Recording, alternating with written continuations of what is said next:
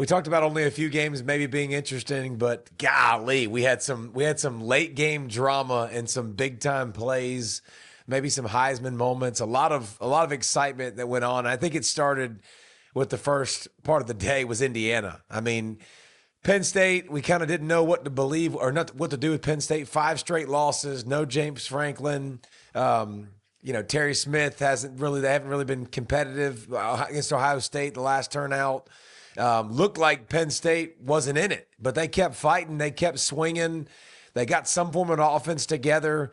I think it's important to point out with Indiana, like Indiana's down Surratt, who's their guy. That's a big deal for them as weapons, and we'll talk about that with Oregon too. But you talk about like the Heisman moment of the season so far. I'm not sure we've seen it better. Just impressed like crazy with Indiana. Down, they get the ball 80 yards away, a minute and some change left in the game, and Mendoza did what he did against Iowa to completely take the pressure on, make the big throws. He was getting banged around, and that's I think that's one thing to talk about when we start talking about Indiana. Left guard issues with health, right tackle issues with health now. He's definitely starting to get banged up like crazy, or the offensive line's starting to get banged up. It's a big-time effect on the passing game. Surratt at receiver being banged up, so a part of that starts to come into it. But have a moment, kid. I mean, getting hit, coming down the field, strike after strike on the drive. Cooper makes the big play in the back of the end zone. Oh my gosh, what kind of catch was that? I mean, that was absolutely insane. But to do it how they did it, man, in a big moment, when you needed it, you had to have it.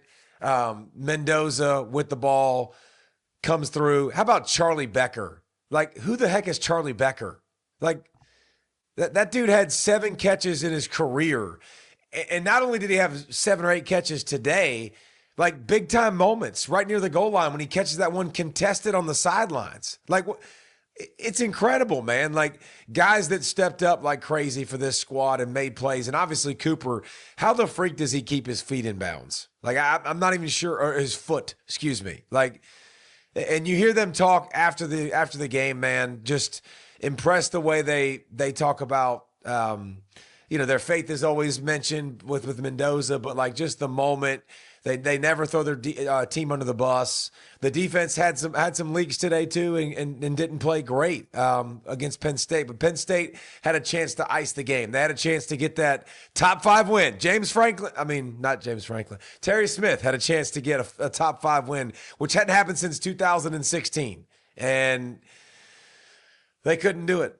And that's kind of been the season. So that's kind of been the last however long for Penn State. So frustrating to watch, but Indiana continues to win, continue to do what they do. And if you look at their schedule, I think we looked at their schedule already and we said there shouldn't be a challenge because there's nobody any good. The health of Surratt is big time. Need to get him healthy. Offensive line needs to continue to get healthy to protect Mendoza. But Mendoza doing it without all the supporting cast. And I think you got to say Mendoza's the front runner for the Heisman after watching that today. I mean, he is for me. Just to endure all that, to have the guys in, to come up clutch in a tough environment where he was getting hit a bunch. Penn State's defense, we've talked about it, all year. They're a good defensive group. I mean, they get after the quarterback. They make plays. They chose to be aggressive near the goal line, and they came that close. That was literally like a toenail.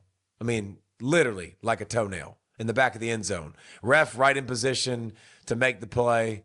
Penn State now losing 6.